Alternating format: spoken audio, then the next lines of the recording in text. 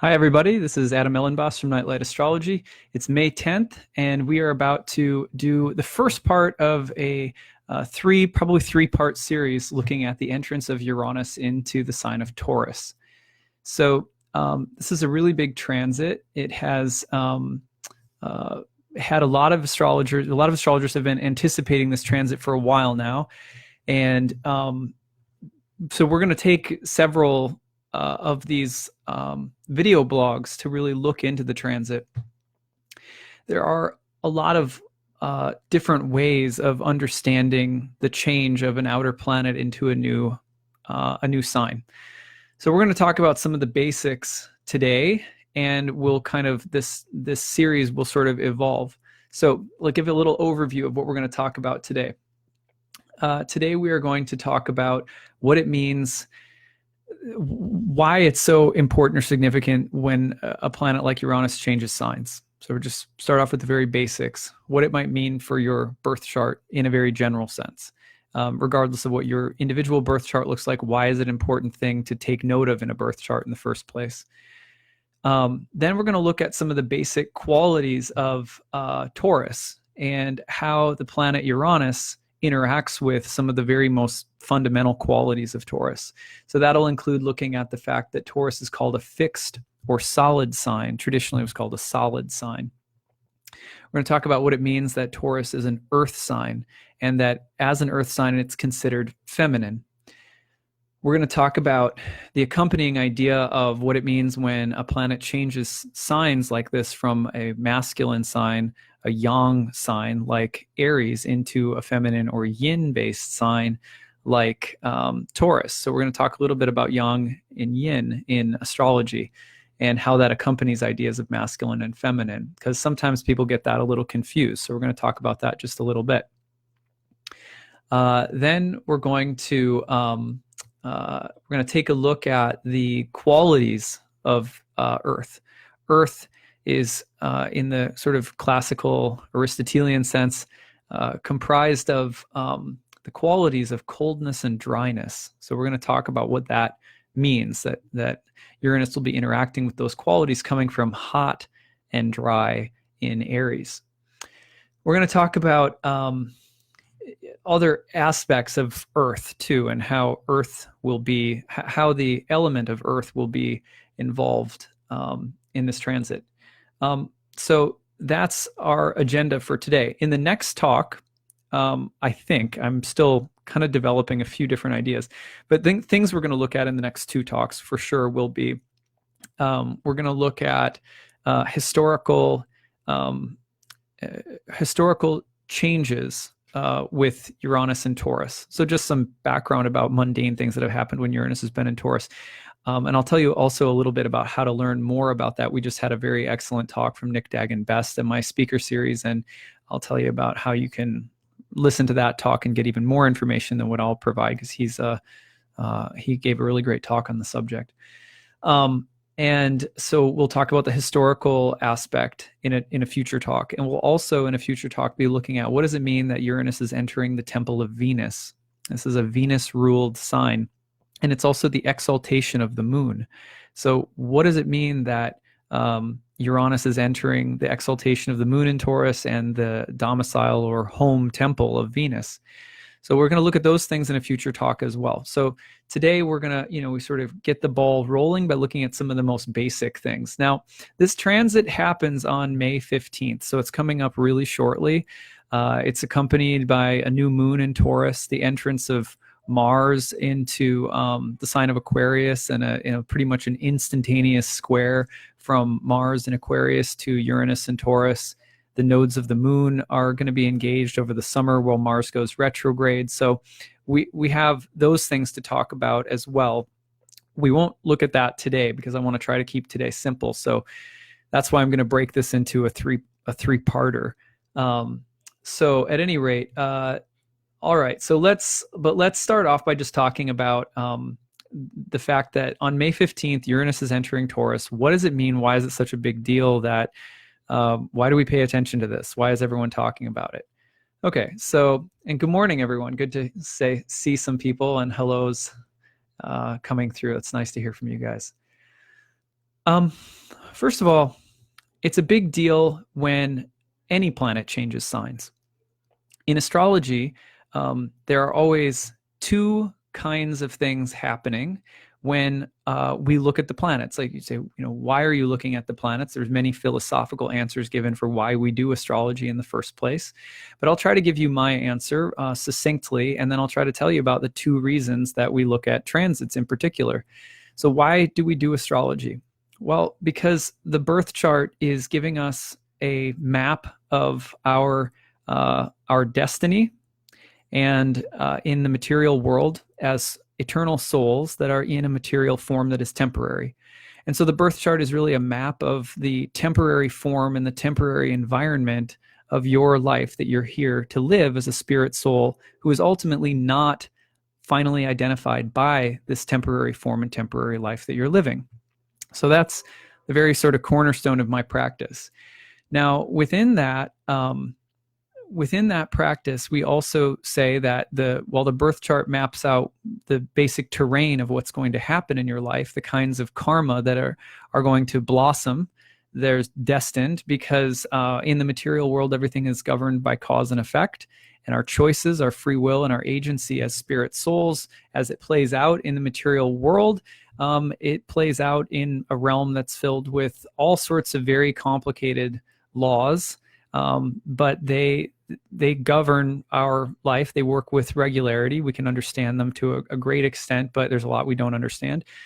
But the birth chart is just giving us a sense of how our choices from past lives are carrying over and continuing to create all kinds of effects over which we have no say in from previous lives, just in the same way that if you push a ball and it rolls down a hill, even if halfway down the hill you wish you wouldn't have done it, wishing isn't going to change the momentum of the ball rolling down the hill. So on some level, we are here to experience the karmic effects of our past lives, and many innumerable past lives. We've been in in the multiverse, really going all over. So and through all different kinds of forms. So. But on the other hand, the astrological chart is also describing for us environmental factors, you might say, influences, weather patterns, so to speak, that we have to navigate with our free will, because not everything in our life is destined by karma. We also have agency and the opportunity to create our own, choose your own adventure. It's like on some level, there's situations that we have to face, and some things that are destined and other things that are up to us. And it's not very easy to discern the difference. I certainly can't claim to know the difference by looking at an astrology chart. But you'll see this frequently when looking at astrology charts, that some things, when you say you're going to have this kind of transit to this kind of house, this planet, certain things are going to happen, certain themes within certain parameters, and you really have very little choice over it. That's just what's going to happen. So there's that level. And we look at astrology, we look at things like Uranus going into Taurus specifically so that we can understand the kinds of karma, the karmic flowers and fruits and plants that are growing in our garden at certain times in life, over which we have not so much control. And again, it's not that we're victims of these things, because there is the sense that we have had many lifetimes, and our choices in previous lifetimes have led to certain kinds of consequences. Now, again, on the other hand, there are weather patterns and all sorts of stuff moving through our life all the time, and we also have to choose how to navigate those things and procreatively or proactively create our own destiny. And those two things are interacting constantly in mysterious ways.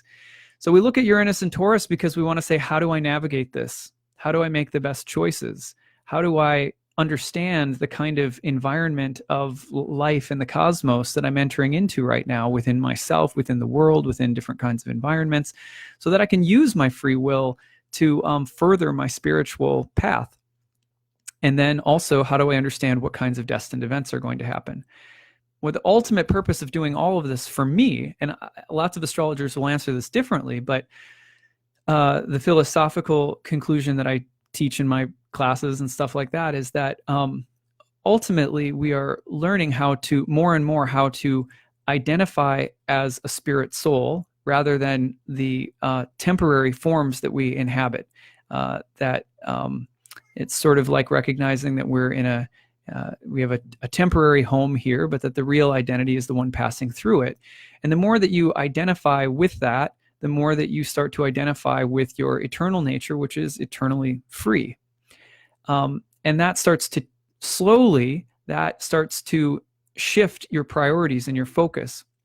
You go from, you might say you go from being interested in things that are kind of dense and maybe sort of rather ignorant, to gradually becoming interested in goodness and things that are filled with the discernment of the difference between spirit and matter.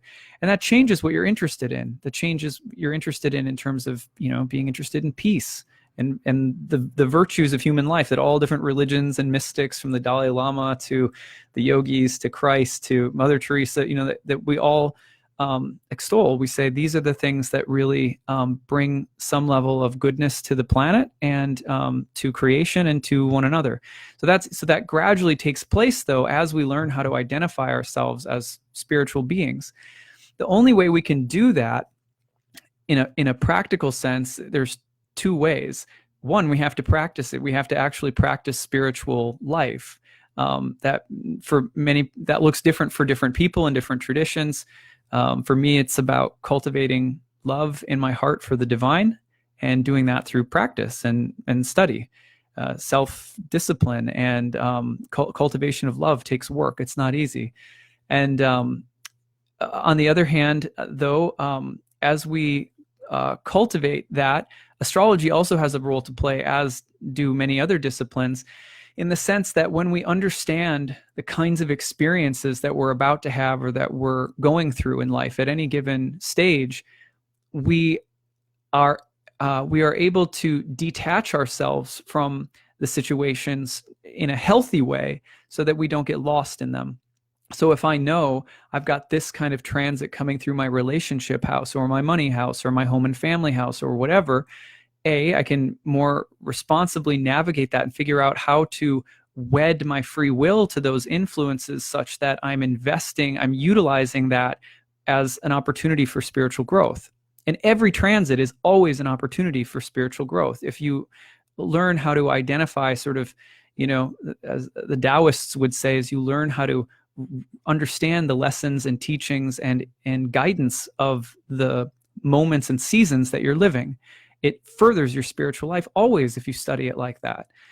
But also, if you understand the kinds of things that are happening, like this influence in the house of money or that in the house of relationships, then those things that happen that are out of your control, you instantly have the ability to understand as blessings and lessons as well. And you also come to realize that the real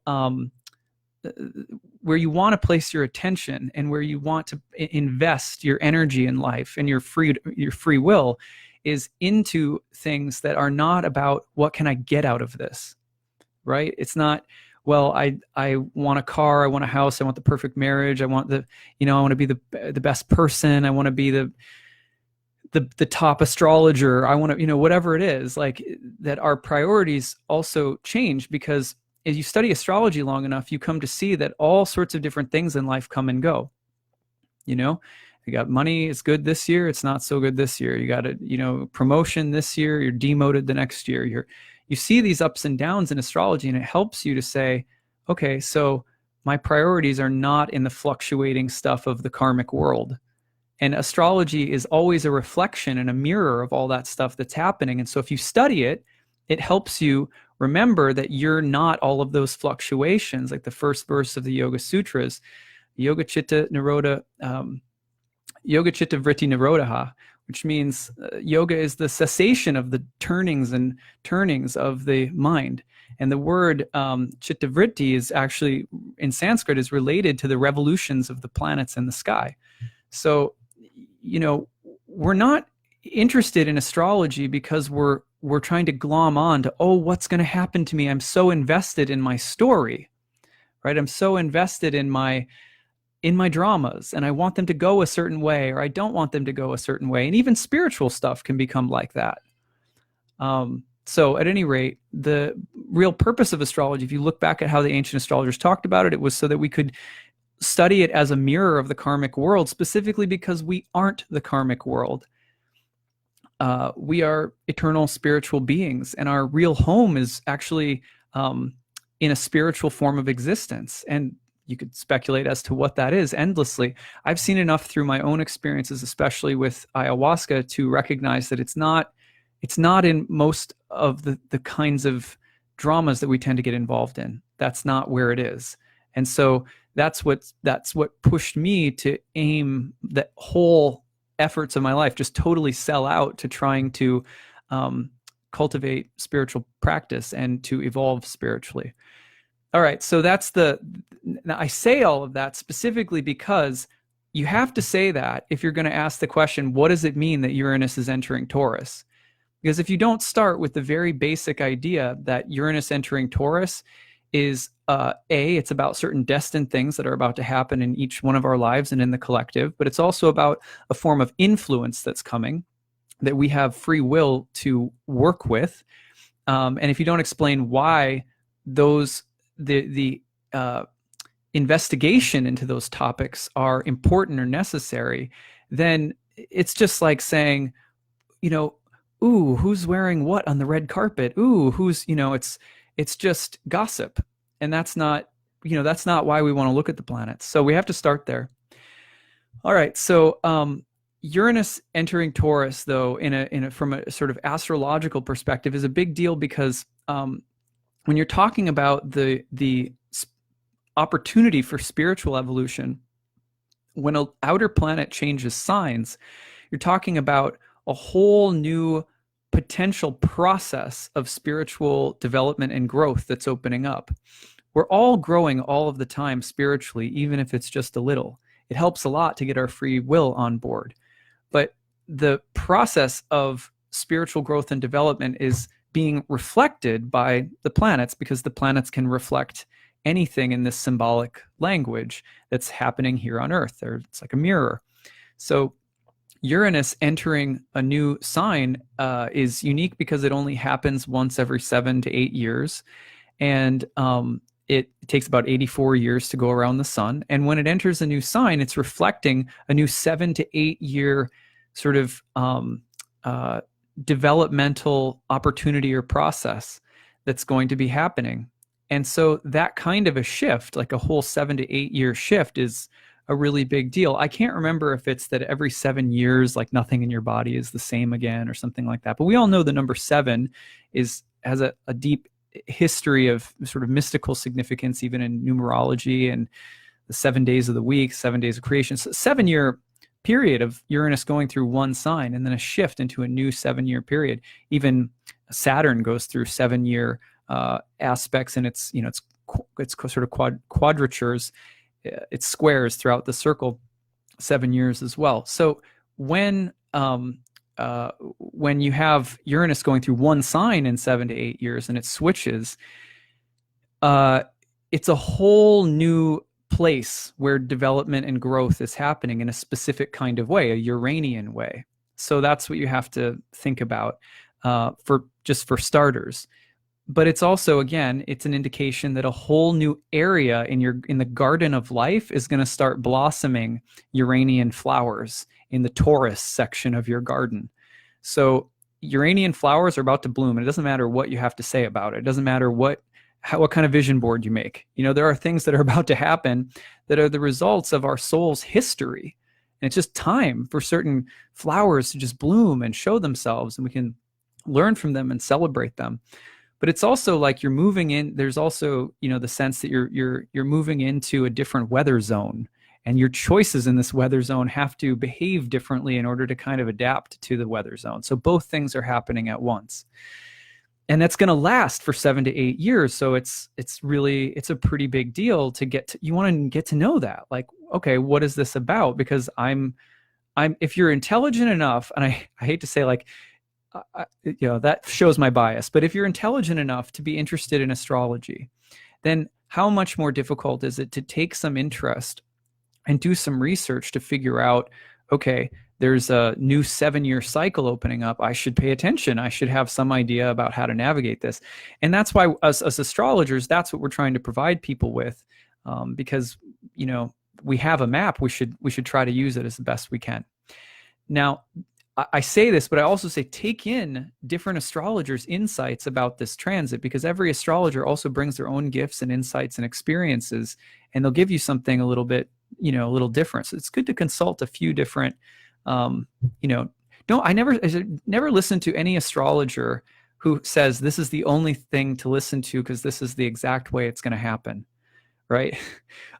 That's never a good idea. At least in my experience, like learning from astrology for a long time, if I want to learn about Uranus and Taurus, I check out what my favorite colleagues are doing, and that means like 10 different people. And I don't take in too much all at once. I let myself slowly digest, but take in what I'm saying in these couple of episodes along with your other favorite astrologers, because then you'll get a few different streams of wisdom coming in about this stuff. So at any rate, so Uranus into Taurus, big deal because it only happens once every 7 to 8 years, signifies a 7 to 8 year period of karmic blossoming, also 7 to 8 years of an environment or atmosphere that you have to know how to navigate.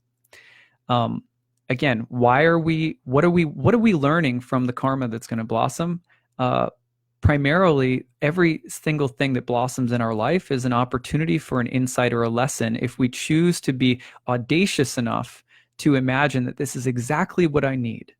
I'm being given exactly what I deserve, and this is exactly what I need. Now, I know that can be taken to an extreme, and we're not telling people who have been brutally assaulted to just feel like they did it or something like that. I'm not going to that level, but I'm just saying, in general in life, it behooves us when we're studying astrology to be self-reflective when things happen that just pop up in our life and they don't seem to be anything that we chose, or events have a way of dominoing into something and we go, how did I get here?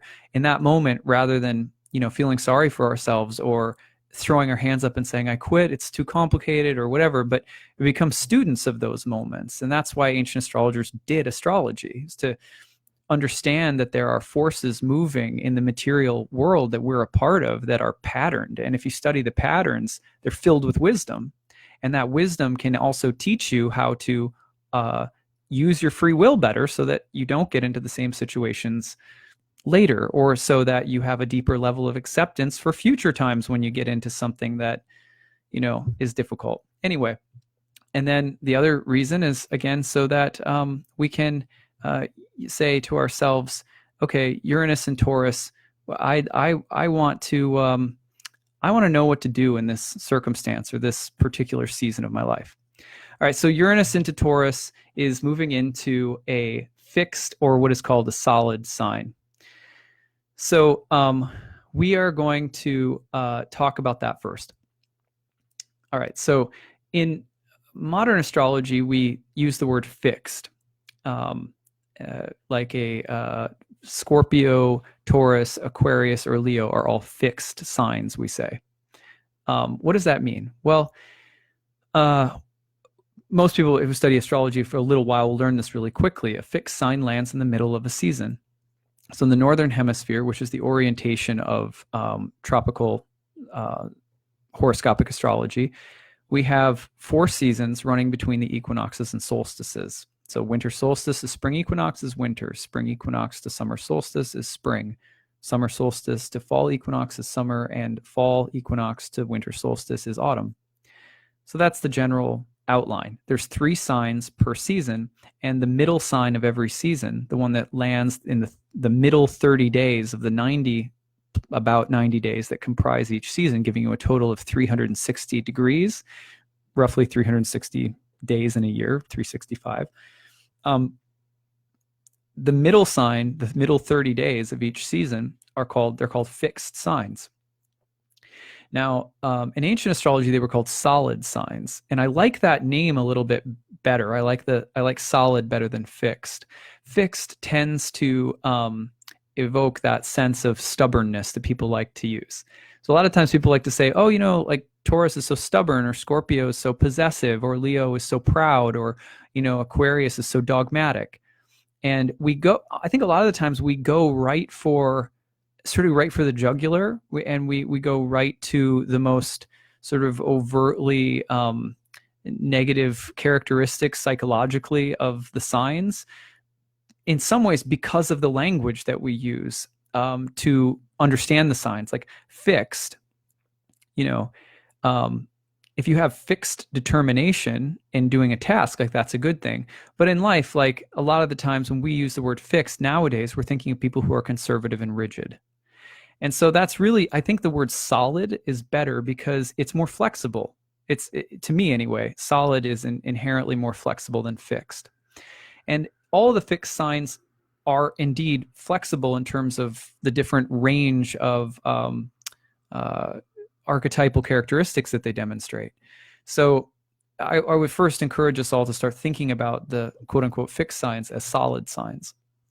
That's just, maybe semantics. So, okay, at any rate, but what does it mean that Uranus is moving into a solid sign? Okay, well, what are the properties of solidness? Well, in the middle of every season, you have not much variation in terms of in the northern hemisphere, in terms of the temperature or the characteristics of the season. The middle of summer, you're not getting that fluctuating quality like you do at the cardinal time of the season when it's just getting started with spring, a little bit of winter still in the air, or the double-bodied time or the mutable time where it's the end of spring and the real hot, humid stuff of summer's coming on, but then sometimes you get a few more kind of breezy, cooler, spring-like days. So it's mixing. Well, both the cardinal and the double-bodied are far less stable in that regard. That they have more dynamism built into them. Whereas the solid signs, you have the most stable qualities of the season, generally speaking. Now, this is in a sort of ideal sense. We don't have to get too literal about it, especially now with climate change happening, right? But at any rate, so what do those qualities denote? I mean, that's what we really want to understand. So you have regularity. It's a really important difference between stubbornness or fixedness or rigidity. Regularity can display itself in all different manners of expression. So you can have, when a planet is in a sign that demonstrates regularity, it means that it tends to express itself in repeating or recurring patterns that are stable and solid, meaning they recur, they don't fall apart mid-orbit, they tend to keep circling, and they'll stay steady and stable in their orbits. And patterns move in cycles. So, if you have a routine that you get into, you'll know that if you travel for an extended period of time, it's really hard to keep your routines up. And then when you get home, it's hard to reestablish them, right? But imagine if you're home for a 3-month stretch of time, your habits, for better or worse, tend to be regular. They orbit in the same familiar ways, round and round. That can be a good thing, or it can be a bad thing. It could look and feel stubborn, or it could be grounded. It could be loyal, or it could be dogged.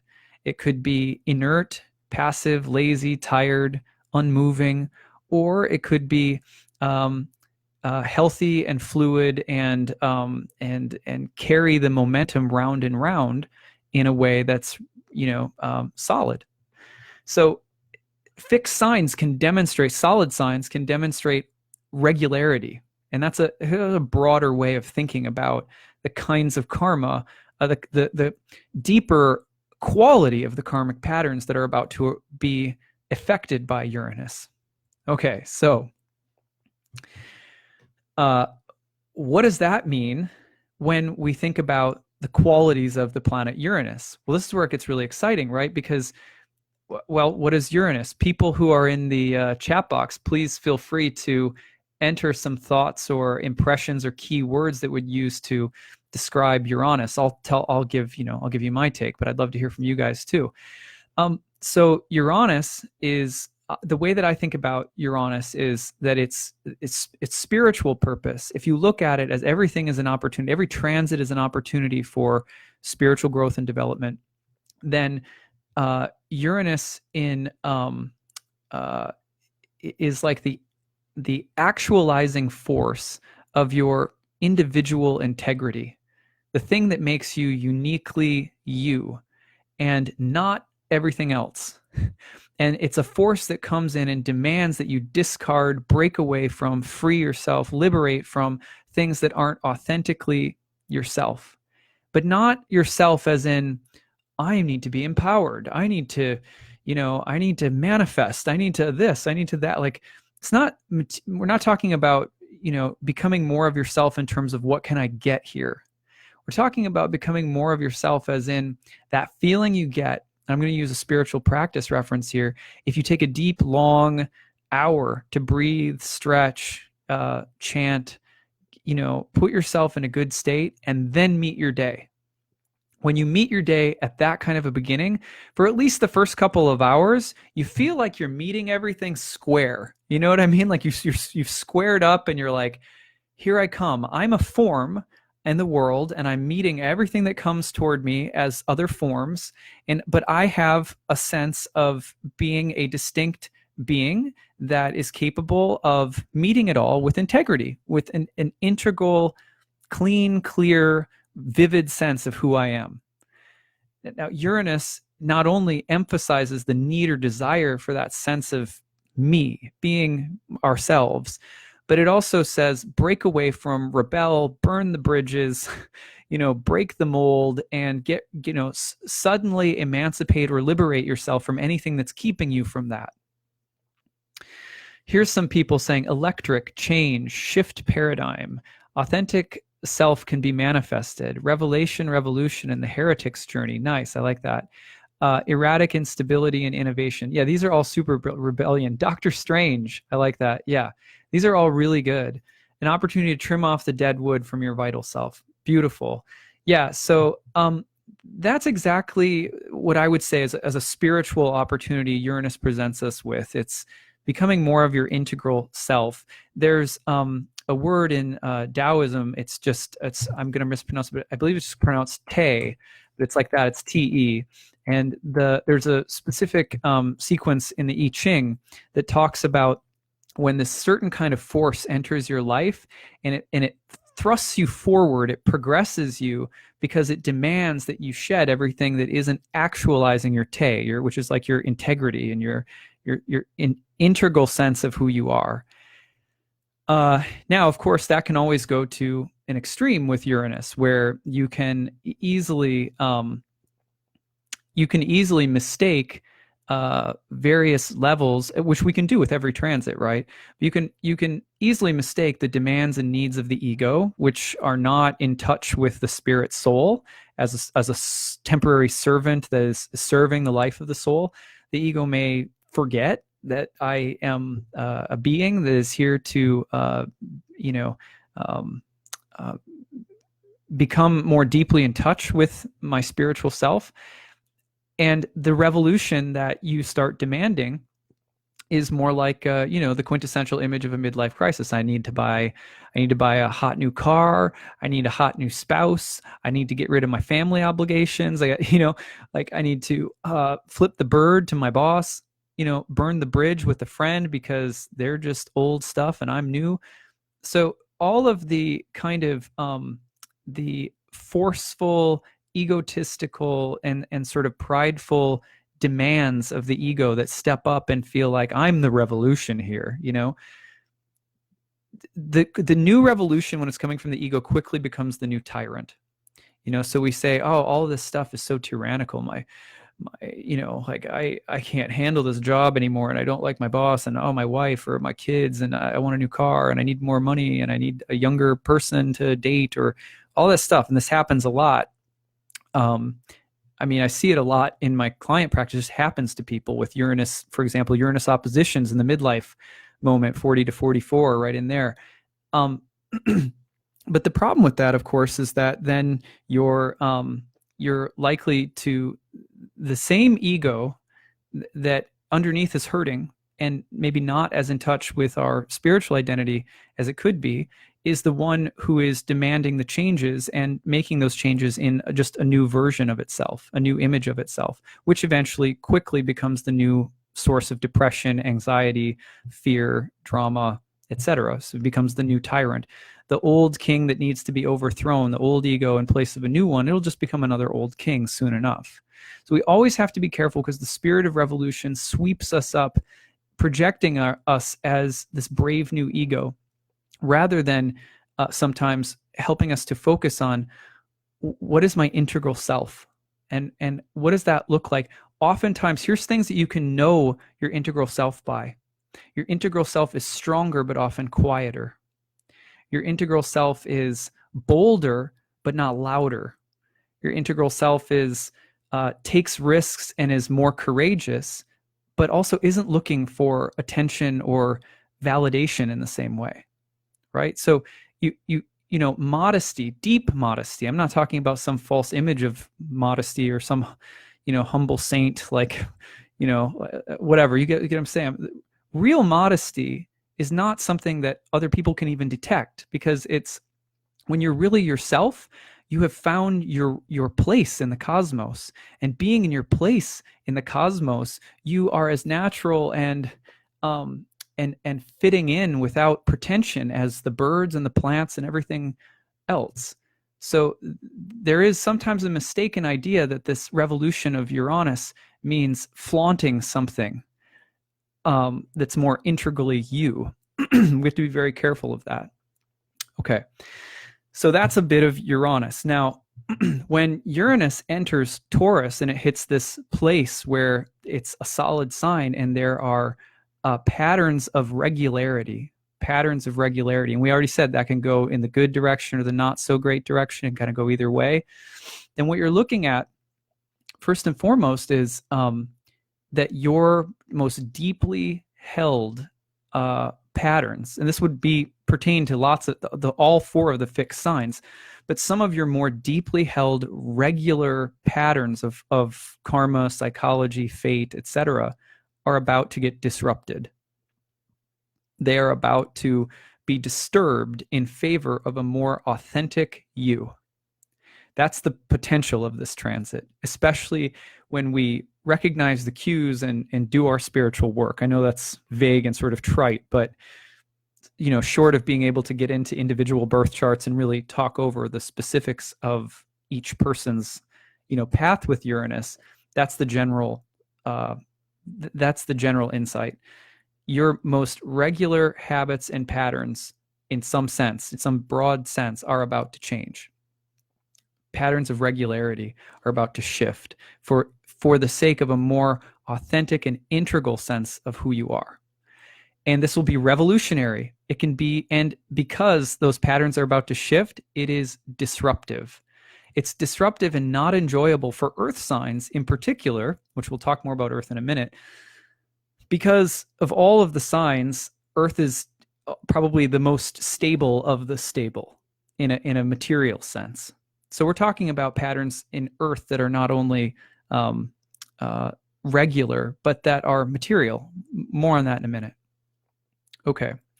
So, for example, in the mundane sphere, it will not be surprising to see earthquakes, big ones with more regularity, or it will not be surprised to see major changes to things as basic and foundational as money, cryptocurrencies, or as the infrastructure, or as awareness of the environment and the ramifications of our actions upon the environment. Things that we think are never going to change because they are regular will change, and that will change awareness and help us, give us an opportunity, not that we'll necessarily take it, but will give us an opportunity to make some changes.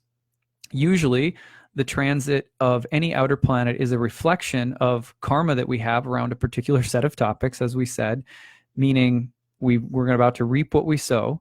And a lot of the times when we reap what we sow, the general reaction is fear and doubling down, right? So let's say you get into a fight with a friend or a spouse or a partner or something like that, and you say, I don't like looking at this material. Okay, let's double down into our denial, right?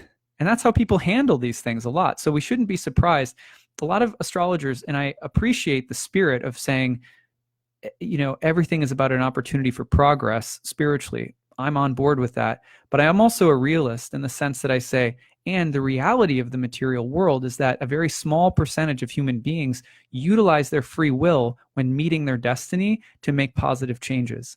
More often than not, we double down on trying to reinforce the old pattern because we're afraid, because it's scary to give up things that we cling to out of a sense of temporary and false security, which is what perpetuates for many of us lifetimes that continue to deal with the same kinds of things over and over, or patterns within our lifetimes that continue to deal with the same things. And we should have empathy for that. I'm not trying to scold or condemn it, but that's the reality. So we do have an opportunity, though, with Uranus and Taurus to allow these changes to happen, both collectively and personally. But that's some of the difficulty of the regularity or solidness that we're encountering. Okay, now let's move on to Earth. So Earth, what is the earthy part of Taurus all about? There's a really wonderful book, if you ever want to read, I'm going to hold it up here. It's called Elemental Philosophy, Earth, Air, Fire, and Water as Environmental Ideas. It's by David Macaulay. And I really like it because it approaches the four elements from a really wide range of perspectives, historically and intellectually. And I just think it's really good because sometimes as astrologers, I think we fall into the trap of imagining the language of the elements strictly in terms of, some astrology cookbooks or, like the bullet points that we say about like fire is passionate and water is emotional. And well, the elements are elemental, right? So that means that they're basic and pervasive and vast and fundamental. So to think everything in a symbolic sense in the realm of astrology is comprised of and expressing the interaction of these four things, well, then they're a lot more diverse than we think they are. The way that they can interact to create or reflect the creations of changes in the world are very vast. So first of all, the first simple advice is not to pigeonhole the elements too quickly. Why do I say this in particular with this talk about Uranus entering Taurus? Because of all of the signs, Earth, ironically, tends to be the one that or not ironically, but sort of, sort of unsurprisingly, Earth we talk about as sort of formal, contained, grounded, etc. There's something about that almost seems to be redundant. So it's important to understand Earth as something a little bit more dynamic than just like your bones, like your desk, the tree, the forms of the world, because that tends to be where we go. It's funny how similar in astrology I've noticed over time that the way that people talk about Saturn and the way that people talk about Earth are very similar. It tends to be like dry, rigid, conservative, formal, contained, grounded. Those are valid, of course, those are like valid descriptions, but there's actually a lot of multidimensionality when we look at the element of Earth. For one thing, people say that Earth is formal, right? They say it's like the form. But the problem is that forms themselves, when we think of forms and we use that kind of language, we're usually actually thinking about air, because air is more and fire both have more to do with the realm of ideal forms. For example, if you go through my subdivision, you will see cookie cutter boxes of houses, right? And this is, I live in the suburbs of DC, so this is like suburbia in most places. You see basically like someone with a huge, architectural cookie cutter went on the land and then lifted up and said, okay, put houses there, and there. And they'll all have the same kind of shape on the same kind of plot. That's all air. That's stuff that's happening like up here, up high. It's geometry. It's algorithms. It's stuff like that. That's not Earth, right? Earth, however, is receptive to becoming formed by ideals. So you can, in fact, impress upon Earth that shape and that form. Very important difference, right? Because Earth is receptive. Earth is able to be shaped and formed, but it is not itself formal. Because to be formal means that you are formalizing things. That's generally what we mean when we say form. So at any rate, a really important difference. Notice when you go out in nature, is the ground that you're walking on even? No, it's not even. It's prickly, it's sharp, then it's soft, then it's you're going up a hill, then you're going down. The way that nature actually is incredibly diverse and not even. It's not like an even plot of ground that you've stamped out to build a foundational rectangular house upon.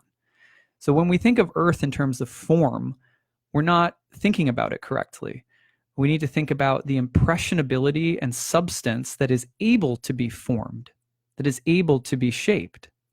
But that also, once you shape it, its natural tendency is to just keep growing and proliferating. And it's like a fountain that keeps circulating water round and round and just going. The Earth is like that too. It's just not as fluid as water, but it's yin. So it's just like if you see a fountain and the fountain is just and it's circling back down and it's going under and then it's coming back out. It's just going like that. The Earth is doing that all the time. Just try to keep an acre of land or a big garden or something like that under your care, and you'll see that for it to keep the form that you want it to keep, you have to do a huge amount of sort of external superficial maintenance. You have to cut, you have to trim, you have to weed, you have to shape, and you have to do it regularly. Otherwise, the thing will just keep growing. It doesn't do it as fast, and it doesn't look as fluid as water, but it's the same elemental principle as water in that it's yin. It's movement, and it's fluid, and it's dynamic, and it's changing, and it's uneven. Those are very important things to recognize about Earth. However, the other thing that's important to realize about Earth is that although Earth will yield, unlike water, which has no shape of its own, but which conforms instantly to whatever shape it's given and will run downhill to try and find a place where it can be held, that's super fluid, right? Earth will always have to, the changes that are trying to be impressed upon Earth always have to be done through oppositional tension. If you want to shape a piece of land into a square rectangular box for a house, you have to use force. You have to use force upon it. Now, sometimes it's greater or lesser force, but look at what we've done to the world. Basically, what we've done is exerted our will with our ideas and shaped it. And we've had to use all sorts of, amazing technologies, right? But also like really forceful and sort of violent technologies. And at some point, here's the thing. The Earth is a vast network that has been here, comparably infinitely longer than we have. And it's continued to flow and flower and do its thing regardless. It just keeps doing it. And regardless of what we do, exerting our will and our force and go, the thing is that we stop. The difference is that whereas the yin takes in and keeps cycling and keeps circling, the yang, that force that we're exerting upon it, runs out. It runs out in time, and the forms that we build die. And so the reality is that long after our willpower to force and impress ourselves upon nature and Earth, so to speak, has exhausted itself, the Earth will just keep growing. It'll grow right over it. And that's the truth of it. Along the way, we can really make the Earth a very turbulent and disastrous place. And I'm not talking just about the greenness of the Earth. I mean, we can destroy the Earth. You know what I mean? Like we can really mess the Earth up. But the forces of the Earth, in a very broad sense, will eventually kill us, right? And the forces of Earth, when we talk about just material force in general, will eventually kill the entire solar system. It will eventually kill our star, our sun. So in a very broad sense, Earth is not just the green growing outside, but it's also the force that will keep overflowing in the sense of more galaxies and stars being born, universes expanding and contracting, the Earth drying up and dying, the sun burning out and turning into a black hole. Like, it's just going to keep going. So our willpower is really, in a sense, infinitesimal compared to it. And yet we go on all of the time impressing ourselves, upon it. This is why Buddhists, mystics from all different traditions tell us, as a spirit soul, you have a free will, but try exerting it in the material realm, and you're meeting with a project of frustration, right? Because the nature of the material world is impermanent, and it's moving and it's flux. That's earth. That's yin, right? And the soul spirit is always conceptualized as an eternal agency, an eternal sense of an eternal being, and that it's you could say it's visitation to this realm. The Buddhists have a different way of thinking about this, and the yogis and so forth. But the visitation to this realm is like an exercise of frustration, right? You build your skyscrapers, build your house, get your mortgage, think you're going to get it all paid off, and then the day you retire, you find out you've got cancer. The time where you think, now I've got it all under control, the grass just keeps growing and overtakes you eventually, or you got a new set of problems to deal with. Okay, so that's a kind of long meditation on Earth. So when Uranus is coming into Taurus, it's not only disturbing, emancipating, liberating, disrupting, shocking, awakening, actualizing, and going into those regularities, the regular patterns, the patterns that are most solid, but it's also going to be turning the patterns that we have impressed our will upon to try and make most material. So material and solid together now, earthy and solid.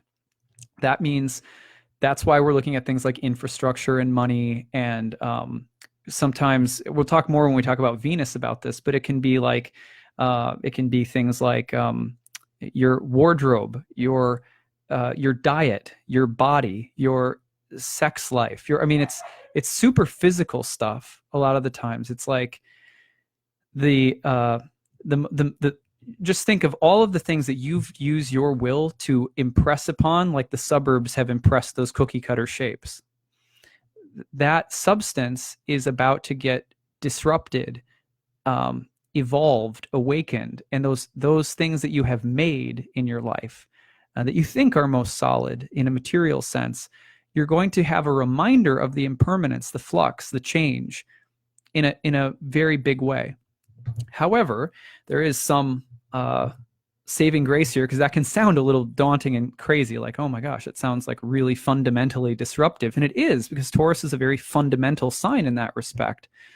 I'm a Taurus rising, so it's entering my first house. Like, yeah, I can only imagine what's, some of the changes that are coming.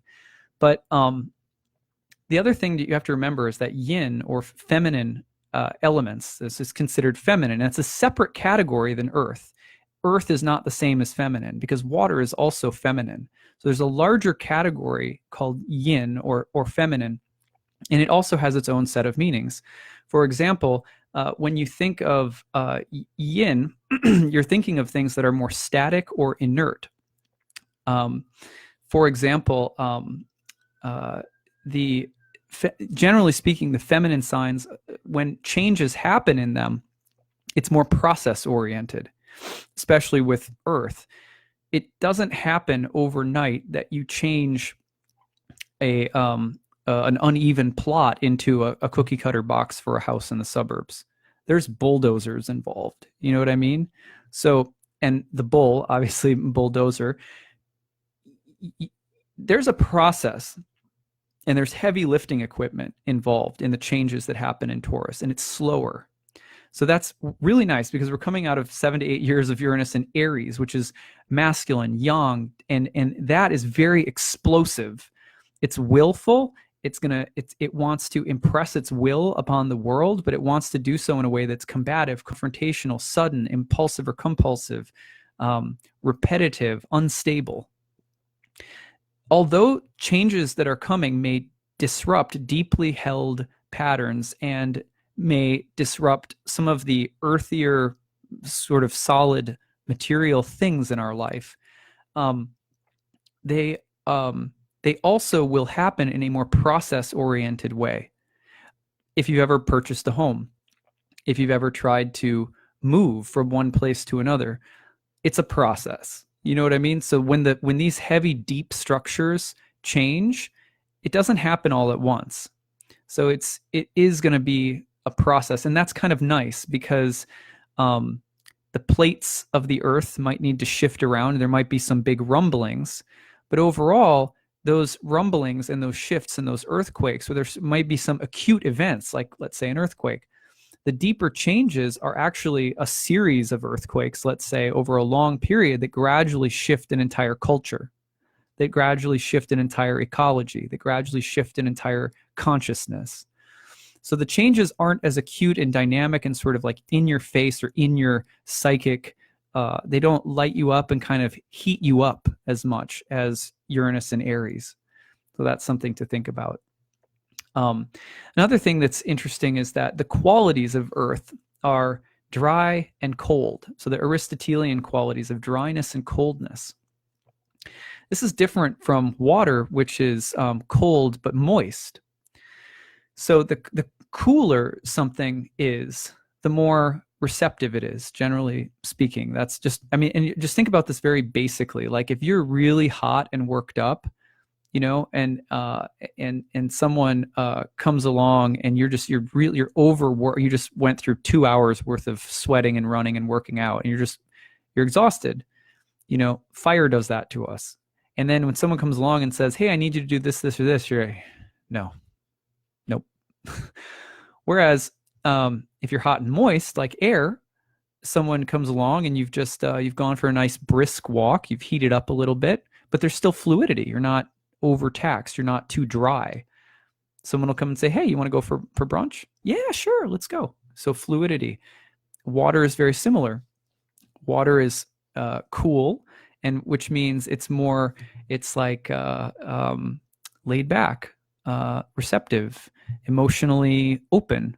Someone says, "Hey, would you like to go for, breakfast this morning?" And you're like, maybe you're like, could we make it here at home in the kitchen and just sit together and talk? I'm feeling a little shy. Or, maybe that's a little bit more like water compared to air. I don't know. But anyway, you get the point.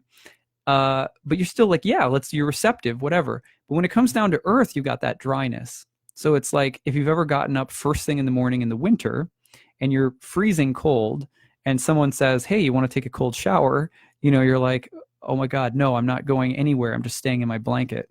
Right? Like my little daughter, when I try to get her up during the winter, and she'll get out of the sheets and try to change her, it's like she immediately just becomes as rigid as a board. And so we do have to be careful because the extreme of the coldness and dryness of Earth can become resistant. And again, Earth in general is resistant to changes that we make. It doesn't happen right away. Some force is necessary. So this can also be the kind of thing where Uranus isn't so patient, right? Sometimes, right? Uranus will make demands upon us.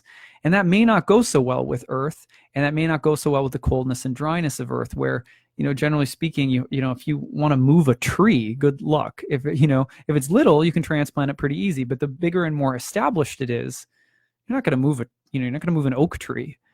So to take out a stump in your yard is a much more difficult, deep process, and may reflect some kind of unwillingness, some level of denial or resistance that we have to go through.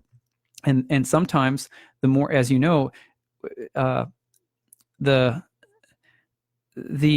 drunkard who is riding along a wagon and in a country road and falls off onto the road doesn't break anything. Because he's foolish, he's ignorant, he's not paying any attention. So he absorbs the transition really easily. Well, deeply, deeply ignorant people who are kind of asleep and people who are very awake and calm and relaxed tend to absorb in some weird ways accidents in the same way. I think you probably know what I'm talking about. Whereas people who are really passionate and kind of high-wired and stressed out, they always tend to have accidents that are more difficult.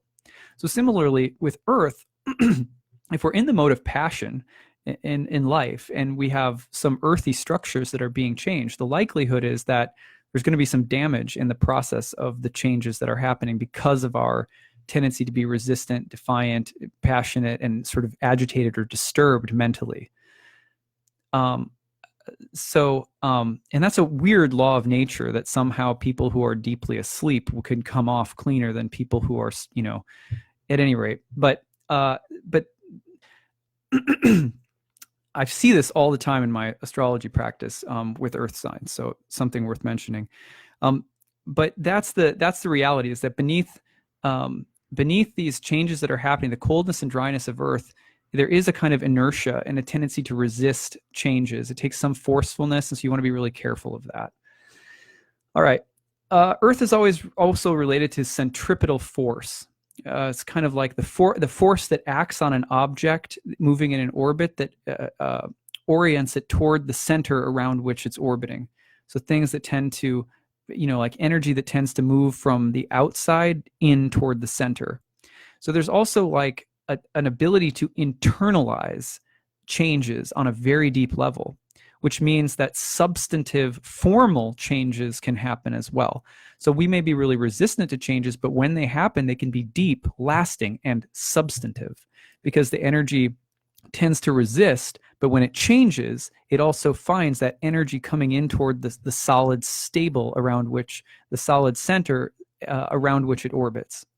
So so there's a plus and minus to the kind of cold, dry inertness of Taurus.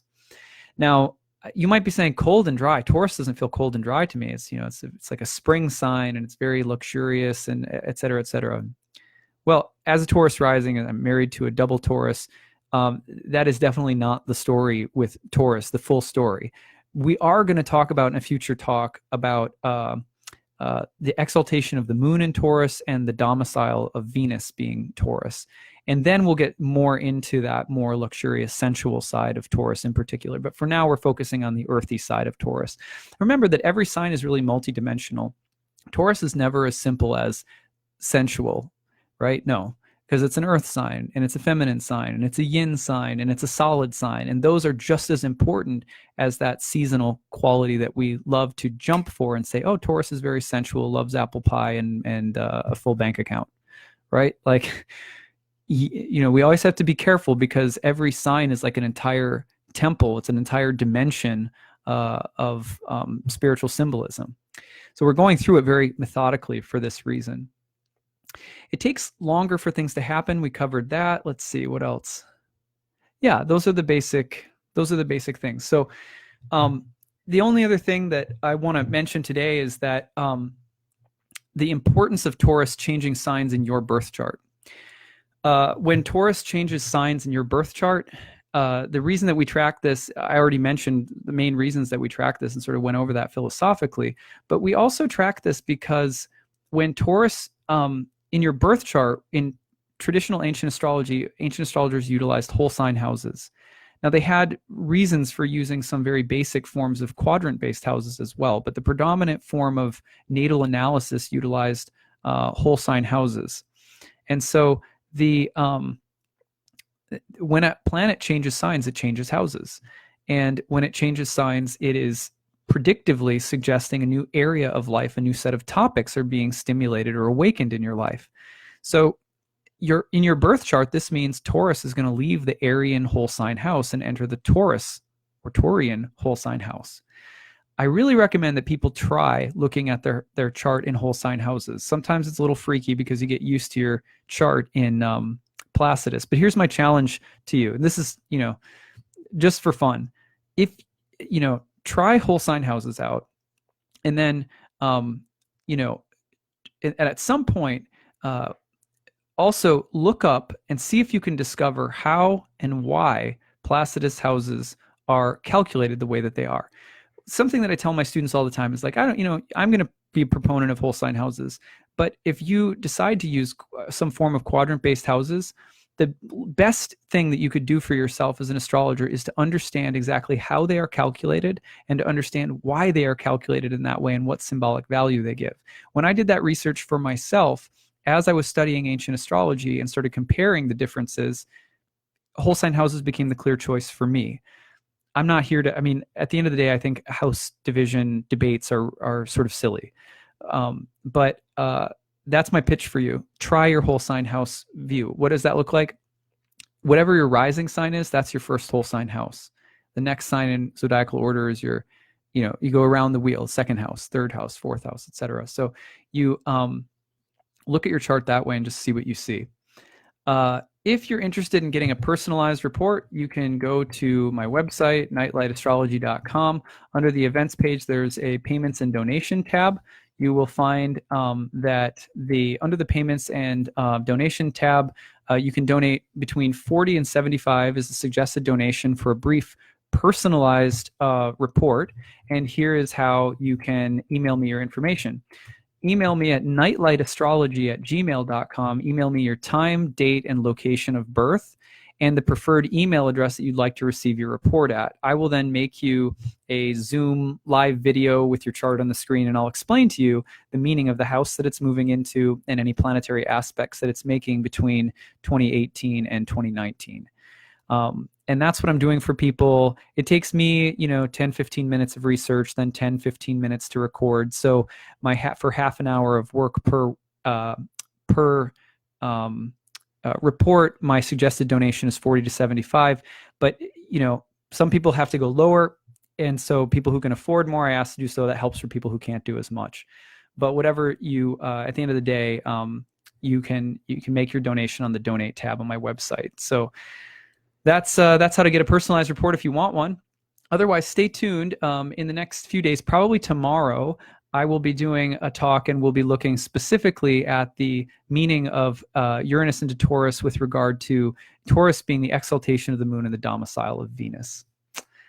All right, I'm going to look and see if there's any questions now, and we'll call it a day. Someone says alchemy, redistributions of values. Good, yeah, I really like that.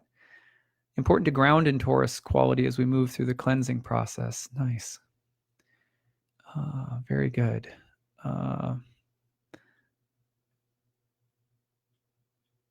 Maybe Uranus simply reveals what has been building up beneath the surface, good or bad.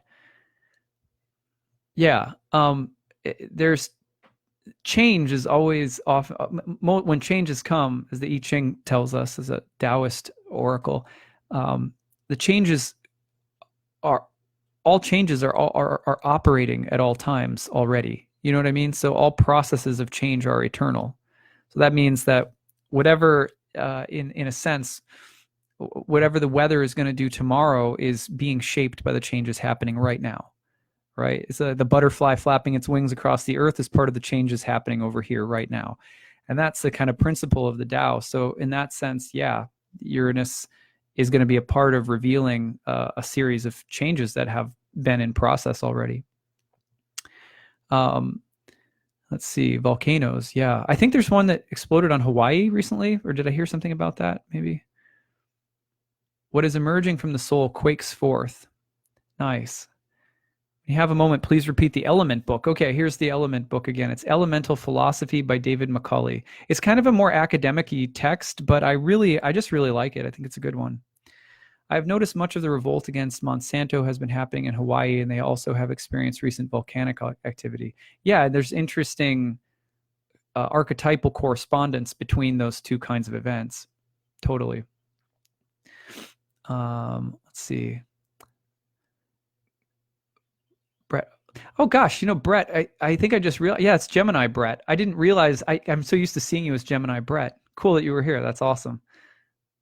Great astrologer, another one that you guys should check out if you haven't. Brett Joseph, who's on the chat list. He's a colleague and a really cool astrologer. When's your book coming out? Yeah. Well, Uranus will enter my first house and make a sextile to Mercury. Pluto's about to oppose my sun, both in the third house. So I feel that one's coming, but I've been waiting for almost 8 years to write a new book. I've had a few drafts that I've thrown out. And I feel that there are life events that are waiting to happen. I'm also like, some of my favorite teachers that I've studied with since writing my first book took decades before they wrote their first. And so I really don't want to write a book just to write a book. I want to write a book because I've lived and learned and have something to say that has been shaped and developed by walking my talk in something. It's very important to me. So I'm just kind of waiting, and it'll come whenever it comes. But I get asked that a lot. So yeah. Let's see. I was wondering if Taurus could normalize Uranus themes, or is Taurus unable to have any impact? Well, yeah. So it's not that signs are themselves like just completely passive. The sign modifies the expression of Uranus as Uranus modifies the expression of the sign.